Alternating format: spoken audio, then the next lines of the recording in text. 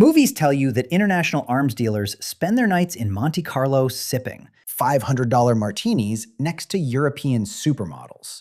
In reality, you spend your nights in a windowless, freezing warehouse outside Bucharest, arguing with a middle-aged man named Oleg over whether 3,000 rusty Cold War assault rifles count as gently used. The Hollywood myth says you are a rogue mastermind with a sleek suit and a killer monologue.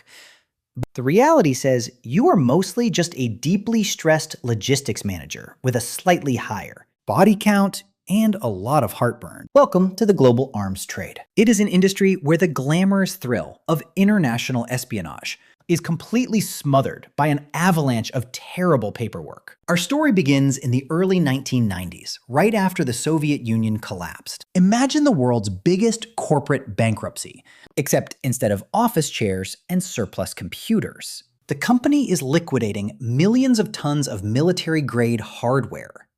Entire divisions of the Red Army simply stopped receiving paychecks, leaving commanders sitting on massive stockpiles of weapons they suddenly had to manage.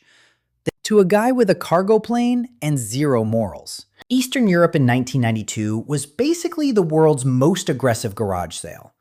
You could walk into a base in Ukraine or Moldova and buy 20,000 rocket-propelled grenades for the price of a used Honda Civic. The soldiers did not care about geopolitics. They cared about buying groceries and paying their heating bills. So you show up with a briefcase full of $100 bills, shake a few trembling hands, and suddenly you own enough firepower to overthrow a medium-sized European nation. It is the ultimate startup opportunity. But keeping those weapons is not the hard part. The hard part is moving them across a planet covered in international borders, customs checkpoints, and people who generally frown upon unauthorized artillery. To survive in this business, you do not need to be a fast-talking sniper. You need the cold, bureaucratic soul of a seasoned DMV employee. The holy grail of the international arms trade is a document called an end-user certificate. In theory, this piece of paper is a legally binding guarantee from a sovereign government stating that they are buying the weapons for their own military and will absolutely not resell them. In practice, an end-user certificate is just a creative writing exercise wrapped in an official stamp. If you want to ship 10,000 assault rifles to a rebel group in a country under a strict United Nations embargo, you cannot just list them as the final destination. That gets you a one-way ticket to a federal penitentiary. Instead, you find a corrupt or deeply impoverished government official in a completely different country. Let us say a mid-level bureaucrat in a small nation who makes about $400 a month. You hand him a briefcase containing $50,000.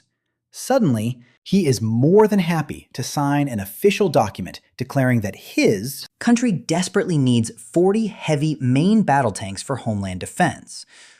You take that signed paper, show it to the authorities exporting the weapons, and everything looks perfectly legal.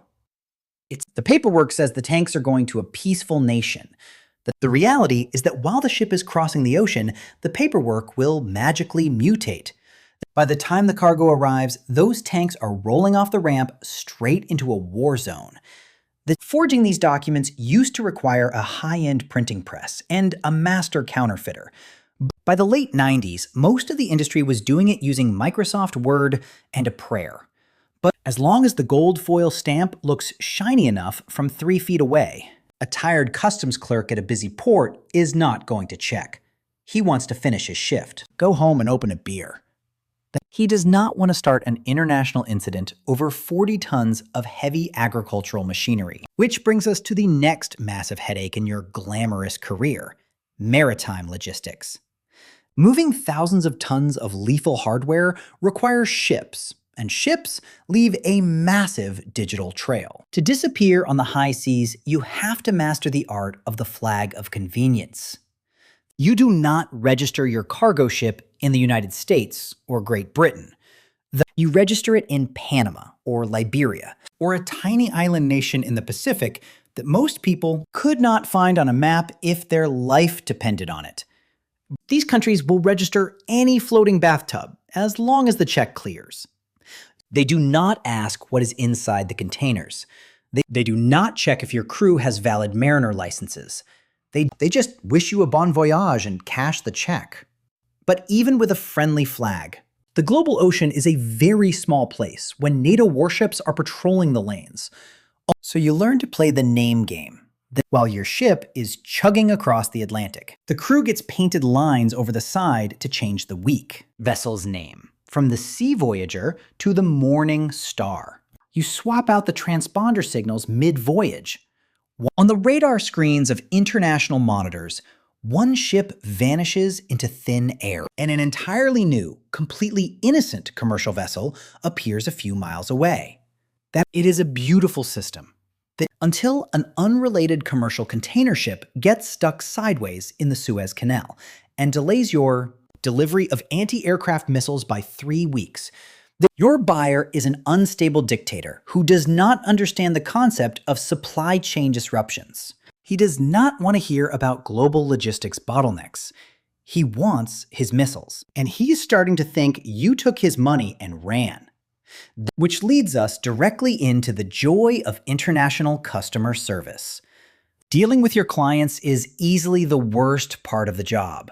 Your typical customer is not a sleek, calculating movie villain who wants to hold the world hostage for $1 billion.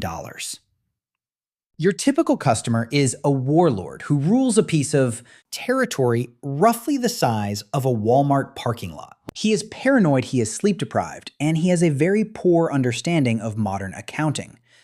When the shipment finally arrives at some broken-down concrete pier in a tropical jungle, the real negotiations begin. You expect to be paid in crisp, sequential $100 bills. Instead, the warlord explains that due to international banking sanctions, he cannot access his accounts. But he is a reasonable businessman. He offers to pay you in 3 dump trucks full of unrefined copper ore, or a pallet of conflict diamonds that look like cloudy pebbles, or several tons of raw cocoa beans. Suddenly, you are no longer just an arms dealer. Now you are a commodities trader, trying to figure out how to liquidate 40 tons of cocoa beans so you can pay your rent in London. If you argue too hard, the warlord reminds you that he is currently surrounded by 40 men holding the very assault rifles you just delivered to him. So you smile, accept the cocoa beans, and tell him it was a pleasure doing business. You realize your profit margin is completely dependent on the current global market price of chocolate. But the local warlords are amateur hour compared to the real bosses of the global arms trade, the 3-letter intelligence agencies. You see the CIAMI6 and other global intelligence outfits cannot always buy weapons openly. If a Western government wants to supply a rebel group in a proxy war, they cannot just send a crate of American-made rifles with a return address in Langley, Virginia. That looks bad on the evening news. So they call you. You are the useful buffer, the deniable middleman. They provide the funding. They look the other way at your forged paperwork. And they ensure the Coast Guard is busy elsewhere when your ship passes by. For a few years, you feel completely invincible. You think you are a geopolitical chess master, playing the world's superpowers against each other while your bank account grows. You forget the fundamental rule of working with intelligence agencies. You are not a partner. You are a disposable plastic fork. The second the political winds shift, or a major news outlet exposes the operation, the agency will immediately develop a severe case of amnesia. They will deny you ever existed. They will hand your file over to the authorities to prove they are fighting the illegal arms trade. And the music stops very quickly. The retirement plan for a successful international arms dealer almost never involves a quiet beach in the Caribbean. It usually involves a sting operation in a luxury hotel in Bangkok. You think you are meeting a new buyer representing a lucrative South American cartel. You sit down, order a drink, and start bragging about your ability to bypass anti-aircraft radars. Then the doors burst open and 10 federal agents tackle you into a breakfast buffet. You realize the cartel representative was just a guy from New Jersey wearing a hidden microphone. Your career ends not with a bang, but with a federal judge reading a 30-year sentence into a quiet courtroom. You spend the rest of your days sitting in a concrete box, realizing you were never a rogue mastermind. You were just a highly specialized, massively overstressed delivery driver for the military-industrial complex. And the world did not need your brilliant criminal genius to move those guns. The guns always find a way to move themselves. So if you are still looking to get into global logistics, maybe just stick to shipping sneakers. The profit margins are slightly lower, but the shoes almost never turn around and shoot you. So what about you? Do you think you could handle the mind-numbing paperwork of the global black market? Or are you staying far away from Oleg and his warehouse? Let me know down there.